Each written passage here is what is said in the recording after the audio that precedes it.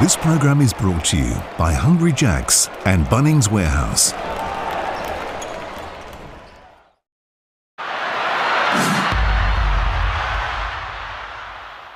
Late Saturday afternoon hoops sees Southeast Melbourne hosting Brisbane. The Bullets, I mean, come on. Zipping 4, now is the time to stand up, and I think they can. Look at that head-to-head price, $2.10. Now, if you look at the ladder, you couldn't possibly take the Bullets, especially after the Phoenix went to New Zealand on Thursday night and got the job done. But I'm keen on the Bullets, so we'll put them in the same game multi head-to-head. Jason Cadee over 3.5 assists. Mitch Creek, he'll get double team, so he'll find the open teammate as well over 2.5 assists. $7.50, I like that one. Enjoy the game and gamble responsibly. You know the score. Stay in control. Gamble responsibly. And the Phoenix go 1-3 to start a season for the first time in franchise history. On the defensive end, they were non-existent. NBL season's quick, so you got to get everyone as soon as possible on the same page to try and turn things around. The Brisbane Bullets, maybe you do need to make a change. Maybe there's just simply not enough talent. Like, you just got to take pride in what you do. I think there's a bit of a lack of discipline that will be eating away at James Duncan's defensive soul. Trey Count on the back door look. Chong-Chi with another dunk. A smackdown by the Phoenix, who rise from the ashes of defeat on Saturday. Look, we had to come out and prove a point. 1-3 is not what we wanted. It's always a long week on the training floor when you start losing a few. We did a poor D- job of executing the game plan. I'm repeating myself a lot over the last few games. We lost. That's all I saw.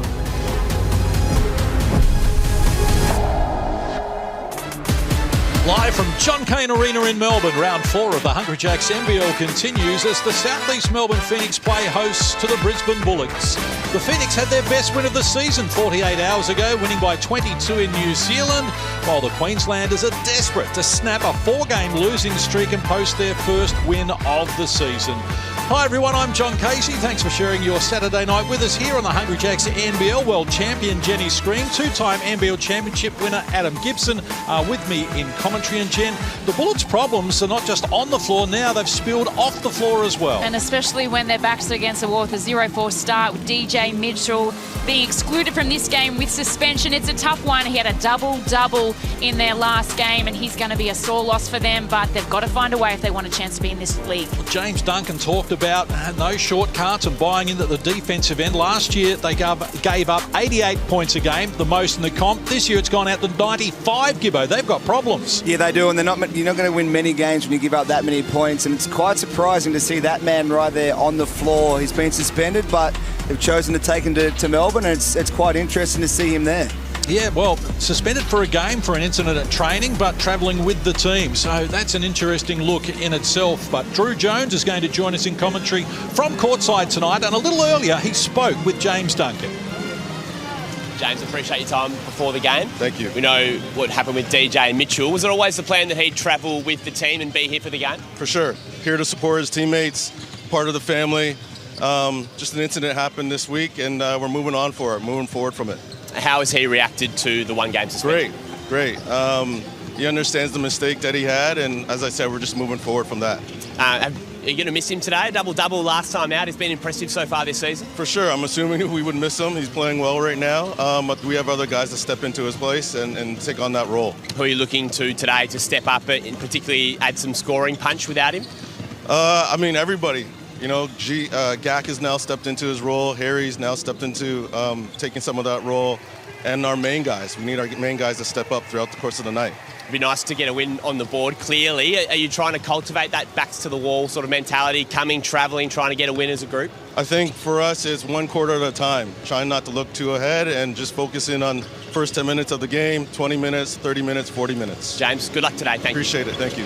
You feel for the coach in these circumstances, don't you? And Aaron Baines could be the man who fires up tonight. 12 points and 10 boards to be top 10, or 7 boards to be top top 10 in the competition in 23 minutes. Hasn't lived up to what we expected so far, but he's coming from a long way back, Jen. He is indeed, considering the injury he had with his neck. He's getting there. It's a different league to the NBA, and we saw that with Ryan Brokoff coming back into the league last year. It takes a long time. It takes adjustments. But let him play where he likes to play, whether it's down low, put him in pick and roll settings. He loves the pop. 63% of his shots have come from outside the paint, so let's see if he can drain it from deep tonight. Bullets have changed their starting five. We'll talk about that in a moment, because Simon Mitchell must be on top of the world. I didn't see that win coming in New Zealand at 22 points after they'd lost 3 in a row. It was a good bounce back. Now they've got their full crew together. Well, it was, and they've been waiting for that. You know, they lost those 3 games, but they haven't had their closers out there on the floor. They've got them now. They showed what they can do in New Zealand, and I no doubt the Phoenix faithful will be happy to see them all play together here at John Cain Arena. They had 7 players hit a 3 on Thursday night, 10 of 21 at 48% overall. And Brown, as you say, 9 assists in 24 minutes was great. As we take a look at the Phoenix starting 5, thanks to Champion, they go with the same 5 from Thursday night. And I really like this lineup. It shifts everyone back with Gary Brown being in. We knew how effective he was. The great thing, you've got Adam now shifts to the bench, where we know how potent he can be from that position. And they had 41 points off the bench against New Zealand the other night, so they'll be looking to do that again as well. And for Champion, the Bullets line up as an all-Australian affair, Gibbo, for the first time this season. Well, it is, and what a shake-up. They've thrown Jason Kadeen into the starting lineup. I love it. He's a point guard by nature, and he'll run the show for them. I love that change-up by the Bullets. So Tyler Johnson comes off the bench. Man, shooting the ball at 63% from deep. As James Duncan tries to snap this losing streak that dates back to last season. In fact, lost their last 6 if you include the last 2 from last season. And inside, Krebs looking to find Baines. Is off the mark, they turn it over. Well, that's a great first play. I think that's where they need to find Bainesy. Let him set some picks in the 3 and roll to the hoop and find him under the hoop. Unfortunate turnover, but a good aggressive play to start the game. So Gary Brown brings the Phoenix up the floor, decides to go solo off the front of the rim, and Gak snatches the rebound. Zovic quickly up the floor. Krebs. Gak, down by Mitch Creek, picks up the dribble. Up to Krebs. He puts it on the deck here, takes on Ryan Brokoff, and comes up with the opening score. And that's smart by Krebs. We've seen that he's come of age in the last couple of years, had a great off-season, but to take Brokoff early, we know he's coming back from injury as well. It's a smart move from him to get Brisbane on the board. Creek gets it from Kell. Wants to go back hard.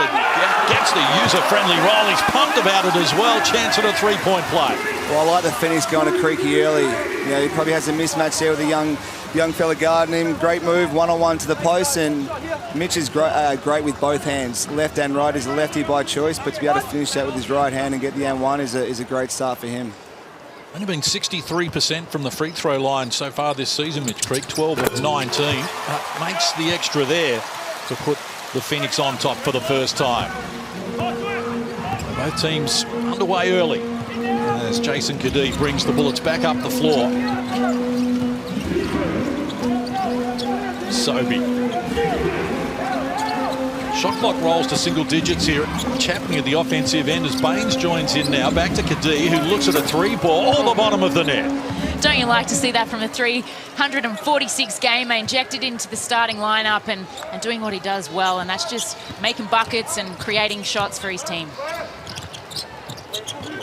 The Bullets on top by 2, almost 2 minutes played. Opening quarter action here on a Saturday night. They look inside for Alan Williams. He was excellent on Thursday night. Can't connect initially though. But they reset here. They go back to him once more, and the floater does work. Well, he had a great game in New Zealand. 16, 9 and 1 on 7 of 8 from the field at 87%. He's found his role. They find him in the post in good positions, and he's been finishing really well at the hoop. Here's Gak putting it on the deck against Mitch Creek. Williams worrying him out of the points there. A good effort. The defensive end. Kadee wheeling around for the triple there. And that's a scout breakdown there by Gary Brown. You cannot go under any screen with Jason Kadee. You have to get up, you have to pressure and chase over and make him drive into the paint. Trey Curl just stepped out of court, firing that 3. Here we go, so both teams with an early turnover. Tanner Krebs A lot of the ball carrying at the moment. Now hands over to Kadee, who works to the 3 spot again, and same result. All Kadee needs is one to go down. He's primed for a 25-point game. And he loves playing at John Cain Arena. Loves playing at John Cain Arena for sure. So Brisbane on top early. Williams fires a little deep with it. Gack the rebound and hands over to Kadee. So they're 2 of 2 from deep already, thanks to Jason Kadee. This time, Carl's just lost the handle. Comes to Gack. He works inside on Creek. Nothing on offer, so they retreat outside once more. Shot clock works to 6. This time, off the mark, Jason Kadee, and a chance for the Phoenix through Brown. Phoenix in the corner and knocking down the triple here. First of the game for the Phoenix, Trey Kell. And this is where Phoenix are good. They get out on the break, get on the defensive boards and can push with pace.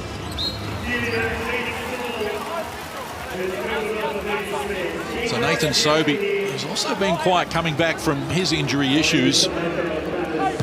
Starting to find the form that saw him one of the best players in the competition.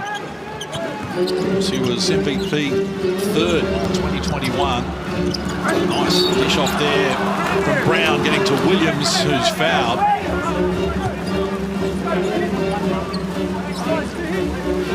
Sobey, 6.6 rebounds, 8 assists against Sydney in the last game. He can certainly do it.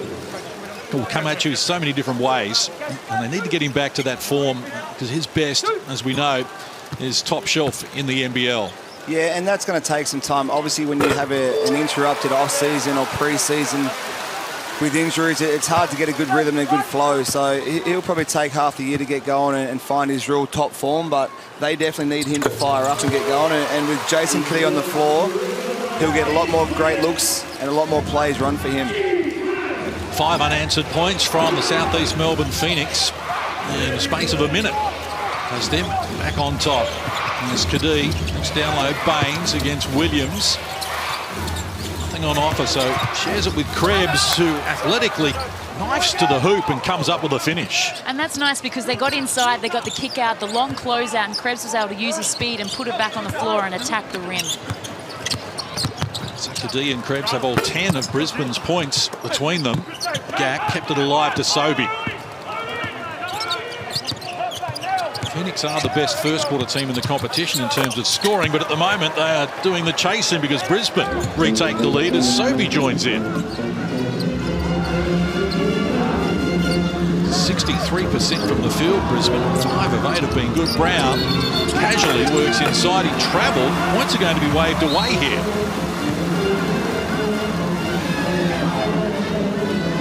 There's a lot to like about this young man. I love the add value that he brings to the Southeast Melbourne Phoenix. I think what they've missed in their first 4 games without him of the season. He brings that calm, level bit of composure. He knows how to distribute the ball. He's the playmaker for them, and you can see he makes such a difference to everyone on the floor. He's captain Puerto Rico as well. He's great leadership qualities. Here's Tyler Johnson onto the floor for the first time for Brisbane. Inside the first 5 minutes, shares it with Sobey. Launches the shot clock down to 5. A game one of Baines from close range, and he opens his scoring account as Brisbane open up a 4-point edge. There's just been some good attack on the hoop. You know, we mentioned they shoot a lot of threes. It's about to get into the paint, get a few layups on the board. It just settles everyone down and it opens up the 3-point line. Seesawing affair after the Phoenix had scored 5 without reply. Brisbane have answered with 6 points of their own. Here's Mitch Creek from long range, knocking down the 3. He hit more threes than any player for the Phoenix last year, but has been recast this season. Here's Baines, a little out of control there, and is going to be called for the offensive foul. So he knocked down Gary Brown. Well, just a great screen by Creek, and the screener always gets open. Creek has had to shoulder a lot of the load the last 2 or 3 years with the Phoenix, and with his new look lineup, some different scorers in Williams, Joe Chi coming back, Gary Brown, Trey Kell. He doesn't have to do as much. He doesn't have to play as many minutes. He's been known to play 30, 35 minutes and just wear himself out. So he'll be fresher. He'll be able to rest a little bit more and get in and out of the game. And he's a supreme athlete. He takes care of his body, and a great start to the game for him. And talking about arrest, Baines, he sits down with 2 fouls, which hurts early. They're already down DJ Mitchell when we know he had a double-double last week and he's on suspension, but losing the big fella early, not good. Brown Nice tricks, but couldn't complete it. And Sobey will bring Brisbane back up the floor. They lead by 1. 4.5 left on the clock in this opening quarter. Johnson, when the pass was telegraphed, was knocked down by the Phoenix, and a chance for Creek. Adnam ahead of him, but Creek decides to go solo. Off the mark, Williams kept it alive. Loose ball comes to Kadee. Froling and Harrison onto the floor as well. And this is the beauty of having someone like Jason Kadee, true point guard, on the floor to settle down, get him in great offense, and another three-point shot there by the Bullets. It's Tarangi. Creek. Off the ball here. And Froling being called for the foul. It's going to be a 4th team foul on Brisbane in this opening quarter. There is DJ Mitchell sitting out this one. How would you feel, Gibbo? You know, you've been suspended, and is this like teaching him a lesson by bringing him down and having with his teammates? Or, you know, do you believe what Duncan says in terms of, no, he's part of the family, or would you rather him be up in Brisbane? Am I throwing you under the bus here, Gibbo? Well, he's definitely part of the family. He's been suspended, so it's an interesting. You don't know what's going on behind closed doors, but no doubt management would have wanted to probably have him there around the team to stay involved. But if he's there, I would have loved to see him play, because he had a great game, 20 and 10 in their last game. He was their best player. Gary Brown's been called for a travel again here, so he's got 2 turnovers.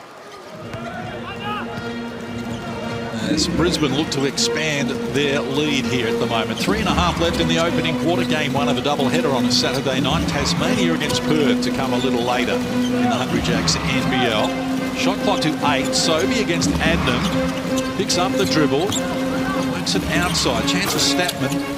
He fires off the window. Couldn't complete it, but the clean-up too belongs to Harrison.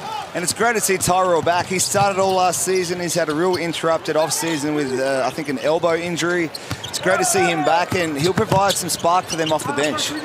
Creek gets it back from Tarangi. Against Froling. Lights his chances. Can't connect. Harrison grabs the rebound. 6 rebounds to 3. Brisbane lead it at the moment as Johnson hands over. Harrison. Sobey the only starter on the floor here at the moment for Brisbane. He goes back to Harrison, who muscles up and finishes it over the top of Joe Chi. Damn, that was a tough finish against the length of Joe Chi. To be able to have that control and poise and finish like that, underrated. The other end, Adnam opens his scoring account. Well, that's just a tough play there by Kyle. Coming off the bench in their last game in New Zealand, 17 points, was still their leading scorer, even though he come off the bench. So that's what he does. Impact player, scorer off the bench. Sobey down low. Harrison against Joe Chi. Muscles up, goes inside, spins baseline, and he draws a foul on Joe Chi and off to the free throw line. First foul in the game on the Phoenix. Well, it's just good offense. You know, Sobey uses that on ball. Brisbane are looking, they look like they're really trying to get the ball inside the paint and get to the hoop. Well, I think that's advantageous for them for 2 reasons. One, you've got some big guys on your team, so you might as well put them in positions of, you know, opportunity to get good, easy buckets. When you do that and you're making it from the inside, well, then everyone has to collapse on you and adjust defensively. Then you can do what you're great at as well. And they have been also all season thus far is shooting well from the three-point line, 41.7%, number 1 in the NBL. So that just makes those shots a lot easier to come by when you go inside. Harrison to the free throw line for the first time this season, and he might be about to give away burgers. Just his second game. Never. He's just teasing the fans there. Ice cold from the line. Don't have to wait a little longer. But it's a 4-point lead here at the moment in favour of Brisbane. Tick over 2 minutes out from quarter time. As Adnam exploring, picks up the dribble. Brockhoff working on Statman. Joe Chi retreats to Tarangi with 7 on the shot clock. Attracted plenty of attention and scores over the top of it. Well, that's what Ruben, he needs to do that more. He's an athlete. He has a great handle. He's got to attack, and there's a clear mismatch there with Harry Froling in the 4 with Ruben in the 4 spot as well. So they need to look to exploit that a little bit more. Adnam with his foot on the accelerator here, goes beyond Devondrick Walker, his former team. And Brockhoff fires but can't connect, and Adnam keeps it alive. So they'll reset here as Adnam explores, goes with the left hand, a little too hard off the window. Joe Chi is there for the offensive rebound and the putback too. tied away at 19. And a seesawing affair where both teams have had the lead in this opening quarter. Johnson, guarded by Adam, picks up the dribble. Walker, now Froling with a shorter Tarangi on his back. Nothing on offer, goes outside. Walker got a good look at it, knocks down the three. Devondre Walker, he's been tough. His last game, only in 14 minutes, had 10 points. He's shooting the ball really well. Great floor spacer for guys like Sober to get into the paint. Tarangi decides to go solo. Couldn't find the target. Rockoff had it. And lost control of it under pressure. And some confusion about which way this will be. I just mentioned Walker, absolutely prolific shooter, hot, 20 of 24. 83% from the three-point line as we look at this conjecture here on the out of bounds. It looked as though it came off Walker. He was quick to point in his direction. But it's the Phoenix who get a quick restart from Adnam. And again, they've stepped out of court. Trey Curl for the second time on that side. That is a coach killer case. And a delay of game warning as well. They're cracking down on this, releasing the ball, taking a shot after a whistle's been blown. I like it. Gibbo's not so sure on it. Time and place case. As long as it doesn't cost a team late in a game, a tech foul and a free throw. Sure. I get it early on in the game, but a bit of common sense. If it's late in the game and it's a close game, don't be calling a tech foul on something like that. Yeah. You almost paint yourself into a corner with that, though, don't you? So second team foul on the Phoenix here. First on Adnam. Brisbane has 4 fouls so far in the game.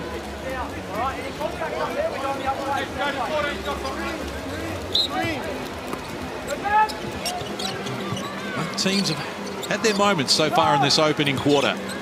As Tyler Johnson surveys his options, yet to score in the game. Froling fires from long range and extends the margin out to a game-high 6-point edge. Well, Brisbane have been able to do it from the inside and the outside, draining the triple as well. And Harry Froling, we know that he has done that throughout his entire career. Adnam with the last play of the opening quarter, banks 2 off the window and eases the situation for the Southeast Melbourne Phoenix. At quarter time, Brisbane hold a 4-point lead on Saturday Night Hoops. It's Brisbane 25, the Phoenix 21 in the Hungry Jacks NBL.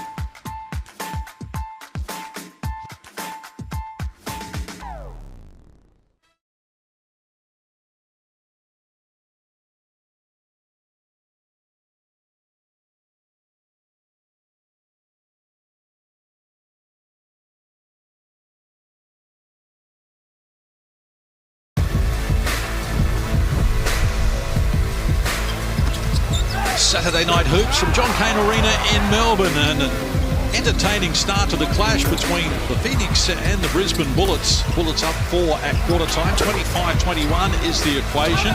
Shooting the ball at 63% from the field and 50 from deep. Brisbane just been a little bit more effective, and certainly with what they're doing with the ball here, Gibbo.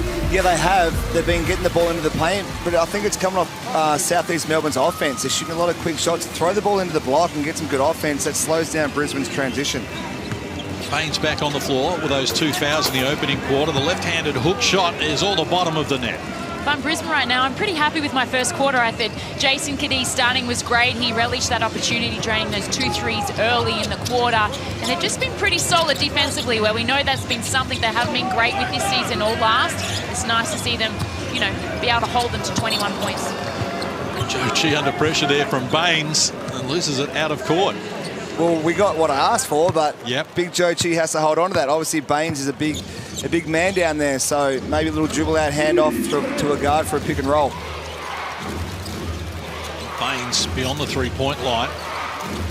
Once Cadee and eventually found him, but the shot clock at single digits. Here's Baines, works on Joe Chi. Left-handed hook shot from long range, never looked likely. Creek grabs the loose ball. It's a screen from Brockhoff and Frankel. Thought about the quick release. Now does decide to pull the trigger, and it was a good option. And that's just a good read off the pick and roll. I mean, Bainesy was nowhere to be seen in that pick and roll defensive action, and Traco just doing what he likes and pulling up, draining the long ball.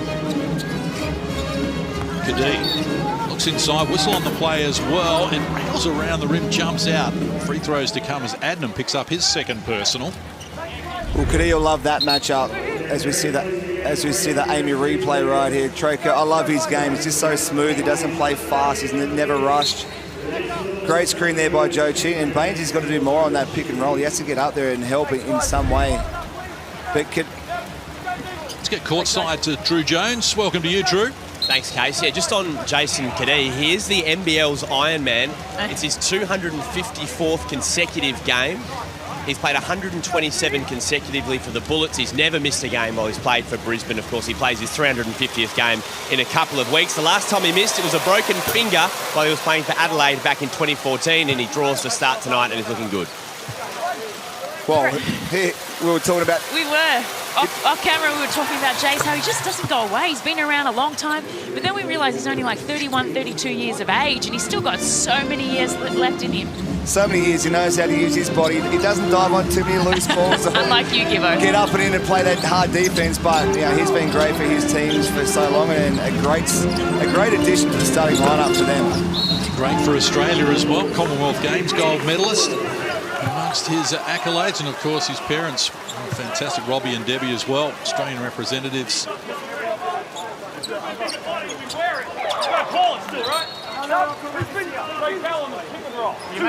You make your point. Replaced. Here's Simon Mitchell in the background with advice for the referees as Phoenix restart. 90 seconds played in this second quarter. As Mitch Creek falling on his back, fancy his chances. He just took too long, and Froling snapped it away from him. Sobey exploring. Nothing on offer down low against Williams. Found Froling though, and gets it done from close range, Harry Froling. And that was smart by Sobes. Normally he gets it out in transition and be looking for his own, but he just had good control and poise there. We know he's a bit underdone as we see an errant turnover here from Mitch Creek, and off to the races is Sobey. Just poised, saw Williams come at him and just was smart enough to find the bigger Harry Froling underneath the bucket. He just seems to be getting back to that form that we know, and it's going to take a little bit of time coming back from multiple injuries. But Bullets defence, as you can see, so far this season, they've been giving up high numbers. 94.75, last in the competition. As I mentioned, they held that position last year as well. They gave up 88 points a game, which was the most. And it's heading south at the moment. But you listen to James Duncan when he speaks about this, it's lapses within games. It's not necessarily the fact that the entire game they can't get it done defensively, but still the numbers don't lie. No, and it's unfortunate because you can talk about the skill of playing defense, but a lot of it just comes down to heart and effort and being relentless all the time. And they might have lapses, but it's when they have those lapses, and it's at the critical times, Gibbo, that hurt you and obviously in the win-loss column. Yeah, it's definitely a mindset. You either want to play defense or you don't. It's all heart and effort, and obviously those numbers aren't great, and if they want to be in the top 4 or top 6, they have to play way better defense. So no doubt that would have been a focus, and no doubt they will talk about that every film session, but unless the players want to buy in, then nothing's going to change. Well, Gibbo, you were Defensive Player of the Year in the NBL. Jen, you were renowned for your hard-nosed defence. How do you make your teammates play better D? Can you do that? I think you can. It's about being more accountable in training, and perhaps that was happening with DJ Mitchell and during the week with his suspension, and that's the biff that they need to bring back to training. Bring it back to training. What are we doing? Hold each other accountable a little bit more.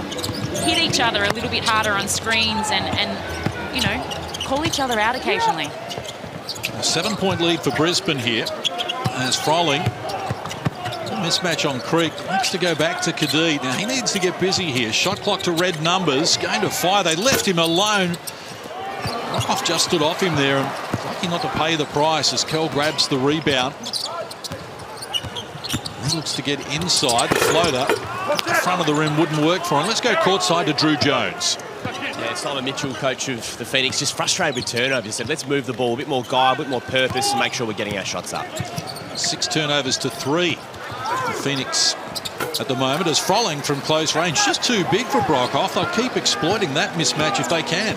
Well, that's just way too easy. They need way more ball pressure. There's got to be way more better communication from the help side, and it's just too easy. 8-3 is the run to start the second quarter here. Baines just couldn't keep it alive. It spills to Brockhoff, who fires without success. Loose ball. Froling did well off to Sobey. Got Kadee in support here. Well-timed pass. Nice finish as well. Double-figure lead here for the Brisbane Bullets. And that's where Brisbane will punish you. If you don't get good shots down one end and they get the quick, fast rebound, they're off to the races down the other end. And South East Melbourne have got to find better shots at the moment. That's a good one. Is it a great one? Probably not, but you'll take it because it went down, Gibbo. Well, it's a shot. Thank God it went down. But if that misses, that's a horrible shot. Quick shots, one-pass shots, no offense. The Phoenix have gone a little bit selfish. They need to get back to their team basketball and make Brisbane defend. We've just shown they can't play very good defense. Show that by running some offense. Sobey, lob pass, nice work. Baines from close range, just a little too hard off the window. Here's Williams at close range, and he gets it done and draws a foul in the process. And that's where you think if we backtrack to that play where Baines had just missed the layup, a year ago, he's dunking that, you know, so you know that he's still not 100% yet with his injury, and he's taking his time, but great screen. We know he can use his body. He's a bull, and unfortunately there, he just couldn't throw it down, but talk about another bull, and that is Mr. Williams. Well, he's been great for the Phoenix.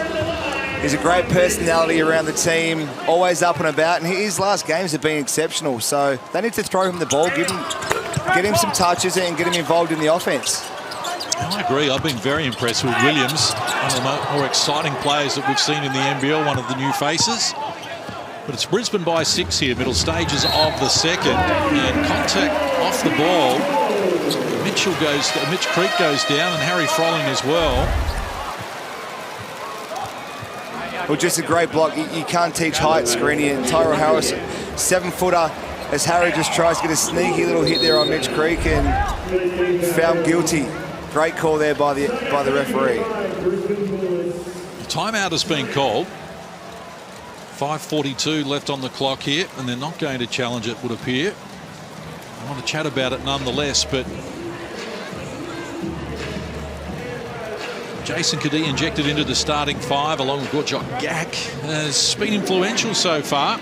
10 points in the game, knocked down the first 2 threes for Brisbane and set the tone early. He has, but he's always had that knack his whole career, whether he's starting, coming off the bench, and as he's gotten older and a veteran of this league, I hate to say that, but he just knows who to get the ball to, who to run a play for, and if he can't get that happening, he's going to be looking for his own, and he's done a great job his whole career from the three-point line. Well, it also helps if the Phoenix have 2 breakdowns and go under screens on him and give him good, decent, wide-open looks for him. But that's a breakdown. That's not too bad a defense, I guess. I was going to say, that's a tough shot. You live with Creaky. I don't think he's going to want you attacking his defense tonight. But Kadee's been great. He's been sensational his whole career in the aspect of being able to do what's necessary for his team. So Brisbane will be happy with this equation at the moment. They've led for the vast majority of the first quarter and a half. Phoenix have been playing catch-up most of the time, and 61% from the field, the Brisbane Bullets, and 4 of 9 from deep at 44% is a good return for them. So getting what they want at the moment. There is a school of thought regarding Brisbane and having DJ Mitchell there with them. Perhaps he will play on Monday night in Wollongong. They're not going to go back home, so that's probably why he is travelling with the team. And as Williams comes up short once more. So it's Brisbane by 6. Tick over 5 minutes out from half-time. And Kadee guarded at the moment by Junior Madut for the first time. Lob pass, going back door. The finish from close range wouldn't work for Sobey. And again, we talk about Baines. He would have dunked that back in the day or last year. That would have been a dunk for Sobey pre-injury as well. So that's a play they've run for years, and Kadee and Sobey have a great connection. Just unfortunate he couldn't get up there and finish that one. Haven't seen a lot of Tyler Johnson so far for Brisbane. Just the 6 minutes, only taken the 1 shot in the game. Let's see if he can get involved as well as Sobey, guarded by Brockhoff. Now Froling took a little bit of time to reel that pass in. Works on Creek, outside Harrison. Johnson, shot clock has to go up soon. It was from close range, and Harrison thought he was fouled, couldn't get a whistle. Brown feeds Creek. It opens up for him in the lane. Athletically, Mitch Creek gets it done. He's got 8 in the game. Well, I think they need to involve him a little bit more. He's done it for years, and he's just so reliable. You know, run some offense, run some sets. He's got Harry Froling guarding him as he takes another charge. Get him the ball, get him more involved. That's on the point guards now to come down and call another set. He's just had a nice layup. Get the man the ball. So the foul's starting to mount up here now for Brisbane. They've got 8. Phoenix have 3. And Froling has 2 fouls. So too Gack, and so too Aaron Baines. Delay of game warning as well for the Bullets. And Phoenix has scored the last 7 points here. 2 and a bit minutes to get right back into the equation after it was an 11-point lead for Brisbane. And whistle on the play once more. A foul's going to be called on Gary Brown. He's taking some time to adjust to the refereeing. He has a nice little change out there by the Bullets to drop back into a 2-3 zone, just slowing down the Phoenix, blocking up the paint. It's just dried up at the offensive end for the moment for Brisbane, and Phoenix has been able to exploit that. So Kadee and Froling combine. Looks inside, turns down the shot, goes to Harrison, who throws it down and draws a foul in the process. Harrison's had some great minutes, but that was all because of Jace Kadee. He unselfishly, I should say, or selflessly, he had a nice little, could have put it on the rim here, but drew the extra player in Brown, and Harrison just dive into the bucket and get some easy buckets. Thanks, guys. 1 shot. Thanks, Mitch.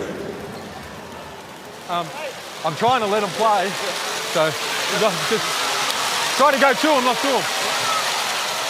Thanks, mate.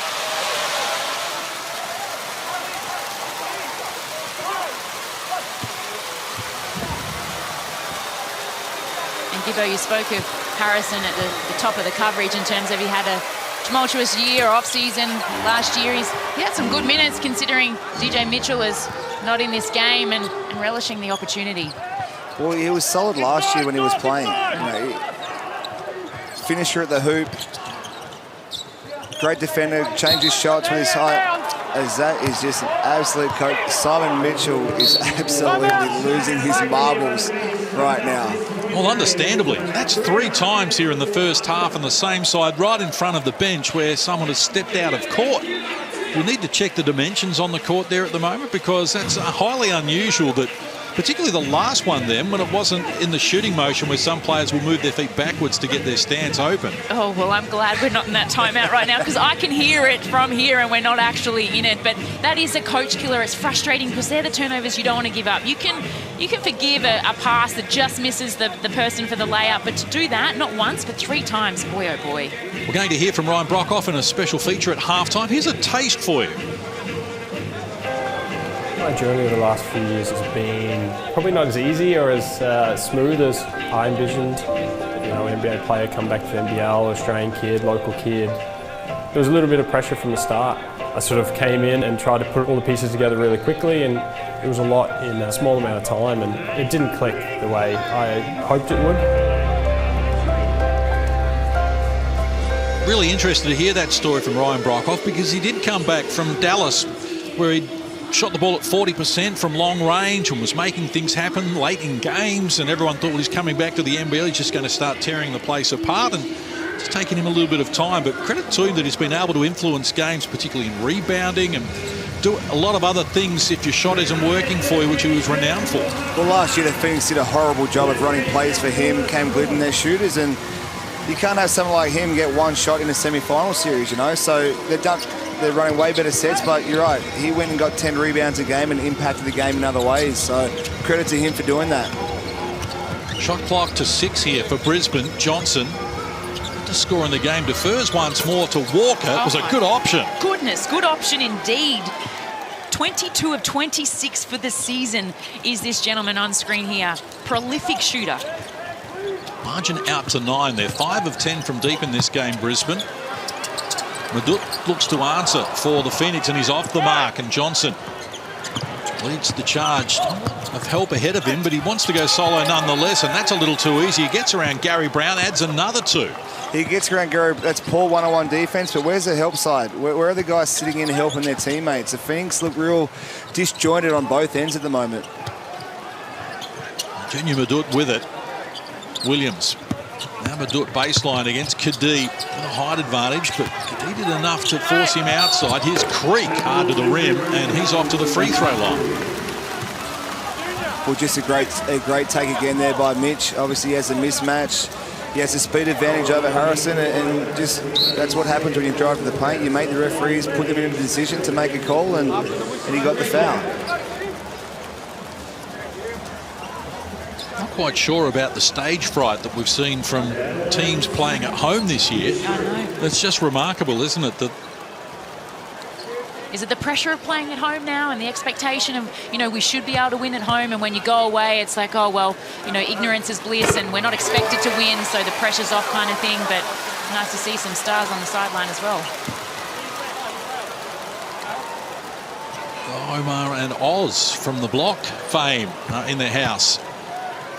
Look like they're enjoying the game as well. Absolute characters on the show as well. I'd love to go on the block one day screening. What do you reckon? Well, I wouldn't buy the house you're building or painting, that's for sure, Gibbo. 12 of the last 13 wins in the NBL have been by the road team, including the Phoenix winning by 22 in New Zealand on Thursday night. And in that game, they opened up in spectacular fashion, had 38 in the first quarter. Here we are heading toward half-time. They've got 33 just 48 hours later. I'm not quite sure what to make of it all as Froling fires late in the shot clock. Curl with the rebound, and now Brown. But a lot happening in the offensive end. Just 12 points for the Phoenix so far in this quarter. Williams, he's bumped taking the shot and off to the free throw line. Caught it between steps as well. Just looked a little awkward, but he's earned himself a trip to the stripe.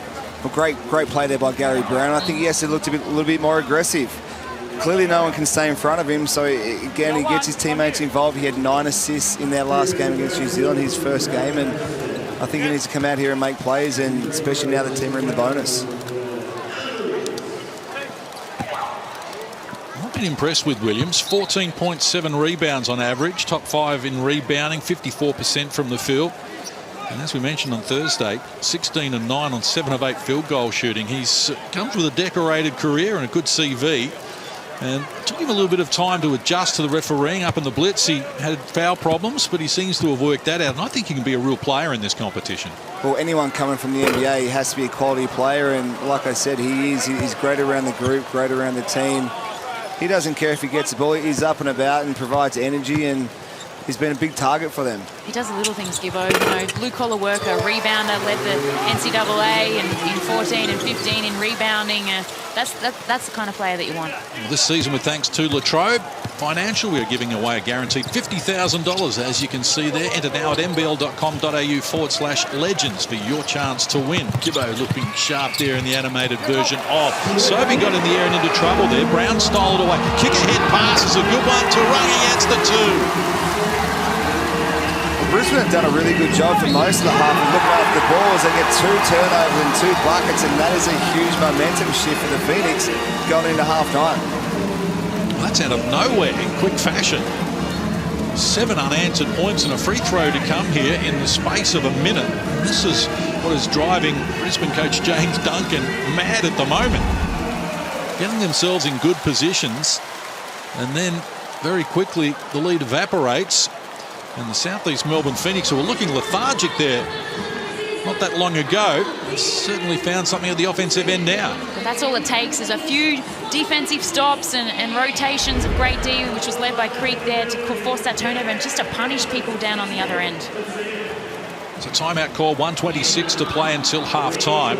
Of course, this is the first of our double-header. The Tasmania Jack Jumpers against Perth ahead later tonight. Looking forward to that clash. And for the Phoenix here at the moment, they've cut an 11-point deficit down to 4. And a free throw to come.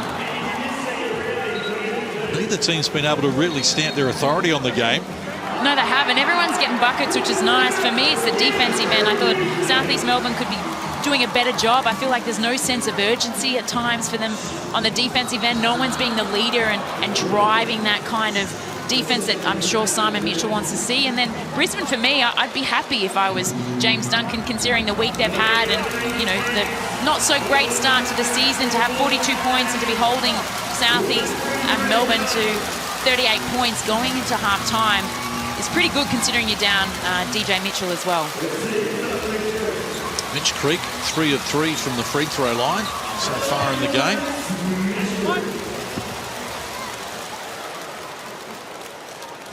Phoenix 6 of 8 overall from the stripe. Bullets 3 of 5 in that category.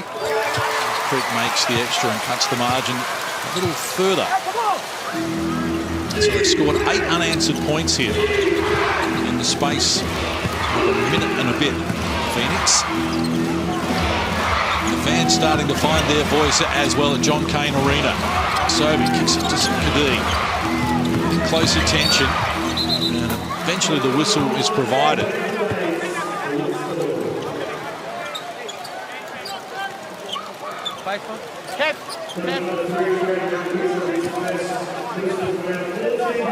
I don't mind that foul if I'm Southeast Melbourne. You know, you had them up in his pocket, making him put it on the floor, but they didn't give up the contest. So that as a coach, you can wear those fouls occasionally, because that's what brings the intensity and energy that's needed. Well, they've been aggressive, and that's what you want. You be passive, you get some fouls anyway, so you may as well be aggressive and force their hand. 14 fouls on the Phoenix now from close range. Here's Baines helping himself to 2 more. Steadies the ship for Brisbane inside the last 60 seconds of the first half. It's on top by 5. Creek hands it down low. Kell working on Sobey, offered in the baseline. Didn't appear to be much on offer in terms of a pass inside. It was shut down quickly by Brisbane. The ball trickles out of court, so Phoenix will reset here with 9 on the shot clock. Brown not to score in the game, looking to change that here. Caught the 3 a little deeper, now Kadee. Johnson, Baines fires the long 3. Aaron Baines, his first shot from deep is all the bottom of the net. And a 2-for-1 opportunity. Shot that ball with about 32 seconds, which means Brisbane will get 1 more shot to finish out the half. Back to an 8-point edge. Kell. Brown. Shot clock to 5. Brown nowhere to go. Gets it to Mitch Creek, who fires. Pavona jumped out. Williams, the offensive rebound and a quick release too. Last play of the first half. And Tyler Johnson heave after the event. But a seesawing affair here concludes at half-time with Brisbane in front by 6. They led by 4 at quarter-time. And at the major break, Brisbane 47, the Phoenix 41. This game well and truly up for grabs. Well, big final play there by Alan Williams to get a little bit of momentum back for the Phoenix. But, yeah, good first half by the Bullets. Let's get courtside for some reaction with Drew Jones. Thanks, Kate. Got Jason Kadee with me. Jace, into the starting lineup and having an effect straight away. It doesn't matter to me. We just need to start playing some good basketball consistently and so far we've been pretty good. So now it's a matter of putting it together for a second half as well. After the 4 losses to start the season, what were the key points you wanted to improve on so far tonight? Everywhere, right? But I think our biggest problem is we can't score. We've been scoring 70s and low 80s if we're lucky, and in this league people are too good. So right now 47's pretty good, but we've got to keep carrying on with it. 38 points in the first quarter on Thursday for the Phoenix. They've only got 41 for the half today. What have you done well defensively? Just played smart. We've taken away a lot of their pocket pass stuff, which they love, through the middle, and then just done a pretty good job of rebounding. And then we can get out and run. So if we can stick with it, we're pretty good, but we've got to keep playing well. Good start. Good luck. Thanks, mate. Jason Cadee there with Drew Jones. Cadee with 10 points. Brisbane lead it by 6. 47-41 is the equation at half-time. Stay with us here on the Hungry Jacks NBL. More right after this.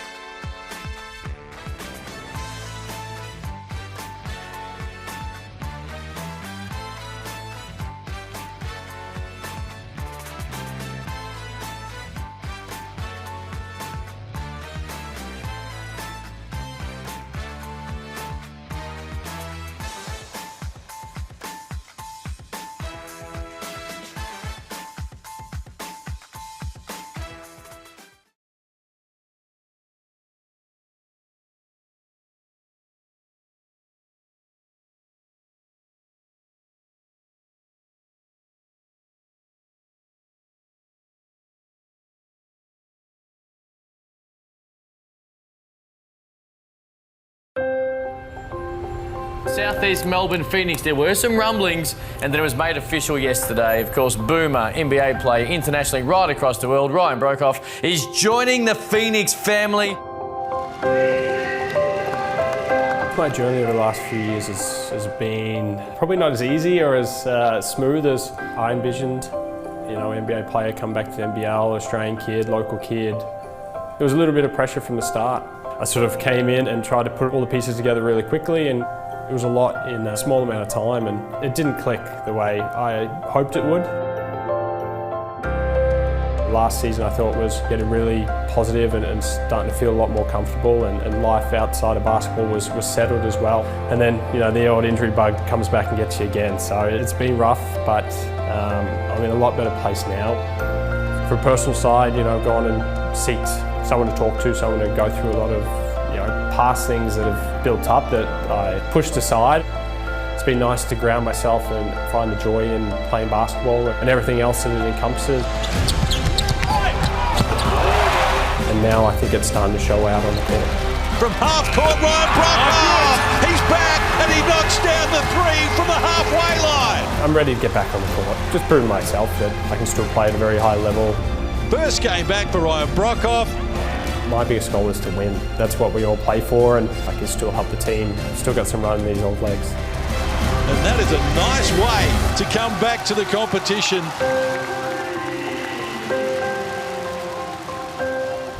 Ryan Brockhoff there, coming back from his stint in the NBA, 32 years of age. I still think we haven't seen the best of him here in the NBL, and at the moment it's Brisbane with a 6-point lead here at halftime. Jenny Screen and Adam Gibson are with me here. We'll take a look at some Hungry Jacks highlights so far. Both teams have had their moments. They have. If I'm James Duncan, I'm really happy with the way we came out and started this game. We got the ball through hands. We found the ball to who needed most. Jason Kadee shot the lights out at the start of that first quarter, and Bainesy was able to be a threat inside, which meant it opened up penetration opportunities for Brisbane. And then on the other end, Gibbo, how did you see Phoenix? Yeah, obviously Mitch Creek had a great first half, 13 points. I think they need to involve him more. They went a little bit one out, the Phoenix, for my liking. Too many one-pass shot options. They need to move the ball, get back to what worked in New Zealand on Thursday night. As I say, both teams have had their moments, and one stage Brisbane opened up an 11-point lead. They've led for the vast majority of the first half, but even though they're shooting the ball at 61% from the field and seem to have things on their terms at the moment, they still only lead by 6 and certainly don't have the game by the scruff of the neck. They don't indeed, and if I'm Phoenix right now, I need a little bit of sense of urgency. They've had 9 turnovers, which has contributed to 17 points on the offensive end for Brisbane, and they will make you pay, and that man will most definitely in transition when he's in the trail spot as a big. But for Phoenix, a few things to clean up, and that is their turnovers, but I'm loving the ball movement. Shot selection could be better for the Phoenix, but for the Bullets, they've just got to be able to lock down on the defensive end to hopefully come away with this one. And we take a look at the fouls as well. 11-6, Brisbane have the most fouls in the game at the moment, but they're doing some things well, but not able to do it consistently. It just seems that they have patches in the game where they lose their way, particularly at the defensive end as well. I mean, the offense, Jason Kadee set that on fire early, knocked down a couple of threes, injected into the starting 5 and set a platform for them to build on. Well, he's done this his whole career, and he's a true point guard, and that's what Brisbane need to play alongside someone like Nathan Sobey. He sets his scene, and if a play works, he'll go straight back to it. He knows how to get his own shot, and that's some breakdown plays there by Southeast on the defensive end, but just great organisation from him as a point guard, and I think moving forward for them this season, they should leave him as a starting point guard, and hopefully it works for them tonight.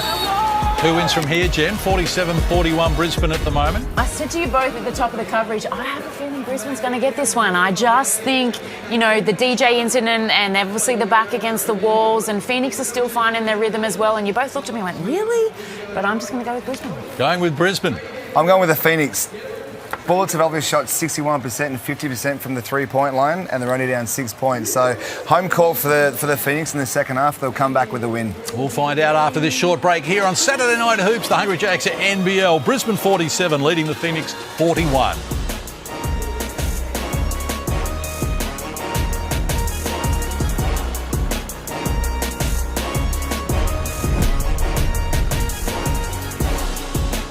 Ready to help me? You need my help. I can't hold and drill at the same time. Welcome to NBL Weekenders, a series where your favourite hoopers will jump off the court and onto the tools with help of the team at Bunnings. All right, time to make something of the backyard for the little man. Maybe a cubby house, sand pit, one of these. I think he would like one of these. All right, I think Jack's gonna love this. What you doing, bud? You bringing everything up? Thanks, bud. Came together really well. Pretty sturdy, now we're gonna get to painting. All right, we're putting on the finishing touches now. It's come up really good. We may have had a few little accidents and we spilled some paint over in the side, but we'll have to get something from Bunnings to clean that up with. But other than that, it's gone fairly smooth.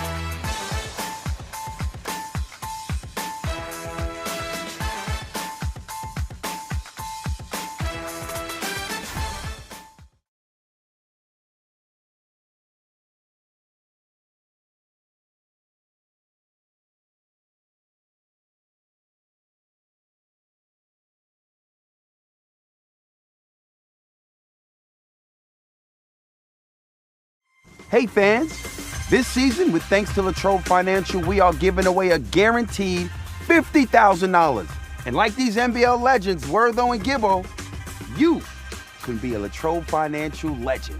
All you need to do is send in a clip of you making a half-court shot for your chance to win a semifinals opportunity to shoot from half court for $50,000. All thanks to Latrobe Financial. Head to the NBL website now to enter. Oh yes, get involved as soon as you can with Latrobe Financial. Great backing from them, $50,000, and like Adam Gibson, you can knock down a three. So we get underway in the second half. Southeast Melbourne Phoenix with a possession arrow, but down 6 at the moment. And Gary Brown to score in the game. He does have game high 6 assists for his team. Shot clock works to red numbers here as Creek gets involved. Bounce pass, Brockhoff from close range opens his scoring account. Let's hope Rowdy can get fired up and get moving off that. It's good to see one go through, and hopefully we can see him, affect the score sheet. Sobey back to Kadee. They exchange passes, and Sobey in traffic. Tough shot against Mitch Creek. Williams puts a stop to it. Now a chance for Gary Brown once more. Gets inside, kicks to Creek, who measures the triple right in front of the Brisbane bench and drags the margin back to within 1. And that is simple basketball and a much-needed start for the Southeast Melbourne Phoenix coming out of the halftime break. 5 points unanswered at the start of the third. Kadee, drop-off pass for Baines in traffic, lost it. Brockhoff running, Creek in support. Pass knocked down by Sobey, diffuses a dangerous situation as we get a look at the Amy replay here. And Mitch Creek. Well, that's all Gary Brown. He needs to do more of that. There's no way Kadee can stay in front of him one-on-one. He needs to be more aggressive and create for his teammates as he done there. And a great wide-open three-point shot from Mitch Creek. Brown once more. Mitch Creek goes to work and is fouled by Gack. So free throws to come here as Gack picks up his third personal. Harrison already has 3 fouls and Baines with 2 for Brisbane. Well, again, just a great take there by Mitch Creek. Just made the three the play before. He set up for another 3 and got him a nice little up fake, and Gack kind of bid on that up fake and a nice drive to the hoop. 4 of 4 from the free throw line. In fact, Creek and Williams have taken the Phoenix's 9 free throws so far. He's just Mr. Consistent. We know that he's the team barometer for the Phoenix, and he has a good game and the rest will follow, and he's doing that tonight. He's got 17 points, only taken 9 shots, but shooting at a great clip, 5 of 9, but getting himself to the foul line as well and being able to be that distributor, 3 assists. So the Southeast Melbourne Phoenix score the first 7 points of the third quarter to take the lead for the first time since the opening quarter.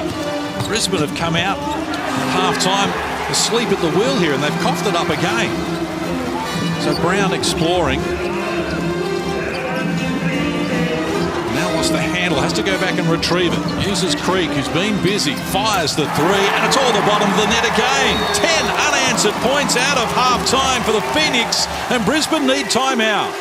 Creaky's points, though, but Gary Brown obviously comes off defense. As we see here, the turnover forced by the Phoenix. Then they get out and run, but Gary Brown, he's 8th assist for the game. Well, that's a true point guard. They've run the same play 3 times in a row. They got Mitch Creek on the high 45, and he hit a 3. He got a drive to the hoop with 2 foul shots, and again, he had to sit off. The defender had to sit off, and he got another 3-pointer. So he's great. He's strong at attacking the hoop. Like I said, can finish both hands. That's a tough finish there to get him an and-1. Sets a great screen, gets a nice wide-open 3-point shot there. He does it from all over the floor without even realising he's up to 21 points. I know, and he averaged 21 last year. He's just under 20 at the moment for the season, but he's been great. But obviously having Garrett Brown just takes that pressure off Creaky that little bit more. He's able to stretch the floor a little bit, get on the 3-point line. We know that's something that he's added to his game in the last couple of years. Not being able to shoot the 3, but be consistent from the 3-point line, and it's nice to see it finding the bottom of the net for him on this one. He's always contributed in one way or another. Had 6 points in the opening quarter, 7 in the second. He's got 8 here in the third inside 2 minutes. And that defense that James Duncan wants his team to buy into, well, they need to find it here at the moment because they are on the receiving end of an avalanche from the Phoenix. And you see the Phoenix now, they're picking up three-quarter court, they're up into the ball. Brisbane are catching, they're getting the ball, a metre outside the three-point line. Life's harder now for the Bullets. Here's Baines with a hook shot and opens Brisbane's second half scoring account. The first 2 points for Brisbane, a much needed bucket just to get their confidence back, put them on the board, keep them within distance. Phoenix did go on that 10-0 run to start this third quarter. I would have hated to be in that halftime address from Simon Mitchell. It would have been an interesting one given those 9 turnovers in the first half for the Phoenix. Baines leads Brisbane with 11 points on 5 of 7 shooting, but just 1 rebound for Aaron Baines so far in the game, somewhat surprisingly. So Brown fires, and he comes up with his first points in the game. Well, again, great point guard play. He's just got his teammate 3 shots in a row, and now it's his turn. And that's what happens when you run the same set over and over. And another turnover here by the Bullets, and should finish in a low there for Brockhoff, and the crowd there at the Phoenix will be up and about.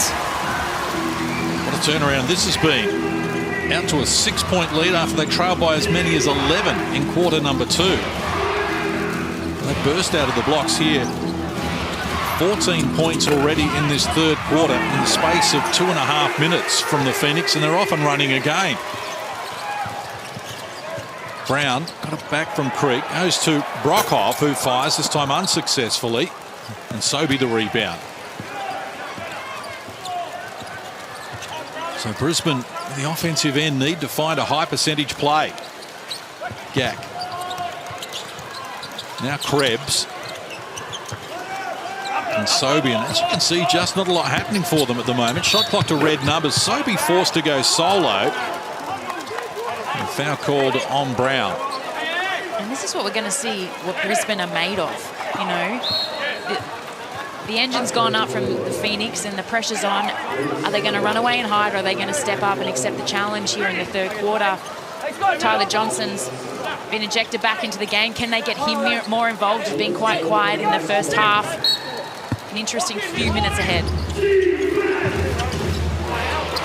D restarts for Sobey. Gets away from Brockhoff, confronted by Brown. Goes back to Kadee, works inside, and nice finish from Jason Kadee. That's a great take there by Kadee. I didn't know he had a left-hand screen, to be honest with you, but for him to get in there, he's having a great game. And who's going to stand up for the Bullets? Who's their main guy that's going to settle the ship and get them organised and make some plays? Maybe it might be Kadee. Williams down low, nothing on offer. Gets it back from Kell. Now Brown. Reluctant shooter, feeds Brockhoff, who got a good look. Shot clock going off in the background, can't convert, and Froling puts a stop to it. Great stop there by the Bullets, and they've got to get out and push, as Kadee does there, and he should get himself to the foul line. A great change up to drop back into a 2-3 zone.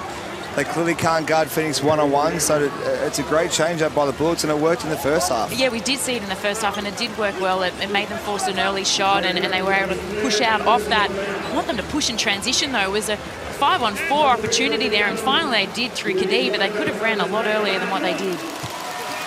Third foul on Gary Brown as well there, as Kadee gets to the free throw line.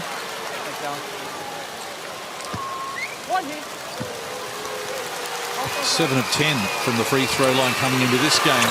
Jason Kadee, one of the better free throw shooters in the competition. Perfect 4 of 4 here in this game. Margin sliced back to 2. Brisbane, as I mentioned, back up in Illawarra on Monday night for the second leg of their double. Southeast Melbourne Phoenix head to Perth next Friday night is their next appointment after this game. So here's Kell, plenty of time to measure the 3. Can't hit. Sobey the rebound. Well, Brisbane have been lucky. They've dodged a few bullets. Ryan Brockhoff, 2 wide open threes. Trey Kell, another one. If these start to drop, this can really open up for the Phoenix. It's Tarangi, rolls it down low. Williams working on Baines. Wanted a bounce pass, but there wasn't one. A foot violation is called here on Baines. And don't rub it on your shirt. Stop, please. Blood on the hand. I have to send you out, mate. So the blood rule will send Aaron Baines to the bench.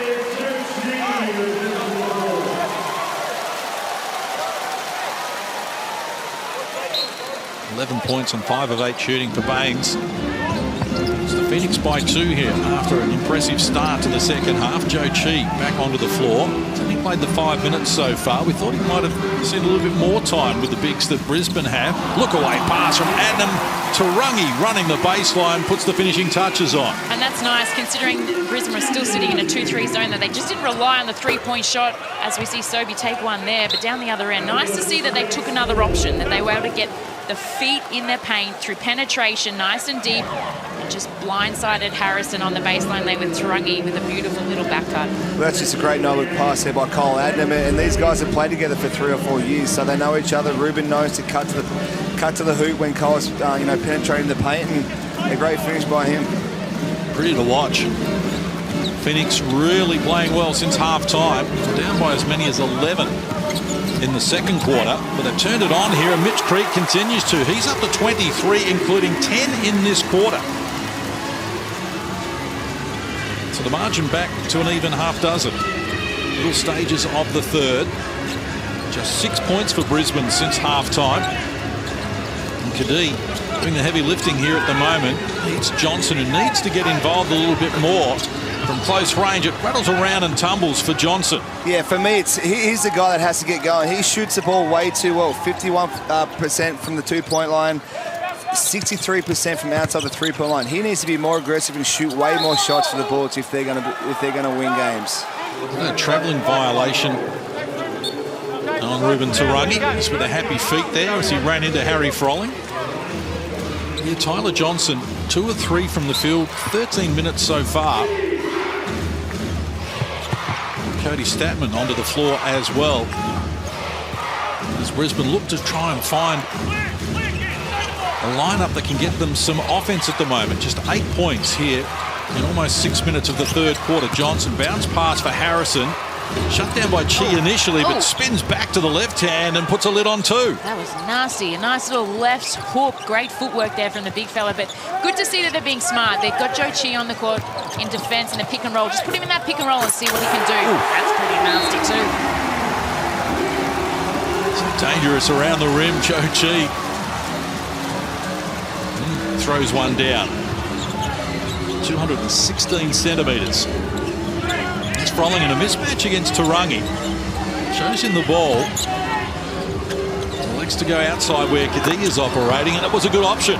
Well, Mitch Creek, he should know better. You cannot give Kadee that much space, that much time and room. He's going to shoot that every day of the week, and Mitch needs to do a better job of getting up and making him drive. Margin cut to just 1, little over 3 minutes out from three-quarter time.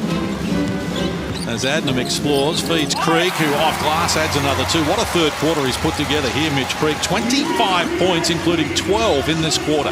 Well, it shows what happens when you go to your marquee play. You get him the ball in great positions where he can score, and he'll deliver time in, time again. Johnson can draw a foul and knocks it down as well. It'll be interesting to see if he's counting this, but nice little put back there by Ju Chi. But then, as we see down the other end, Harry just drawing the D, blindsided, can't find Kadee, and finding the bottom of the net again. 3 of 6 rather from deep. Well, I'm not quite sure what Ruben Tarangi was trying to achieve there. And they haven't counted the points. So that's interesting, as well as Kadee elevates. Oh, that jumped out. And Harrison grabs the rebound, and the foul's going to be called on Joe Chi. His second personal. Well, Tyrell Harrison is just back into the game, and he's just outworking Joe Chi. He's working harder, he's chasing the rebounds.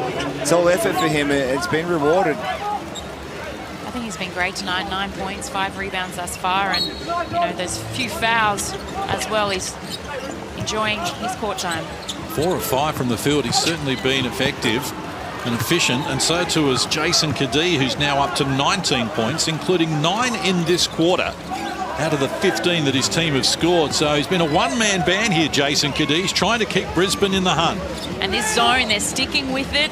They're relying on it in this third quarter. Tarangi baseline, and he is fouled by Statman, so free throws to come here for the Phoenix.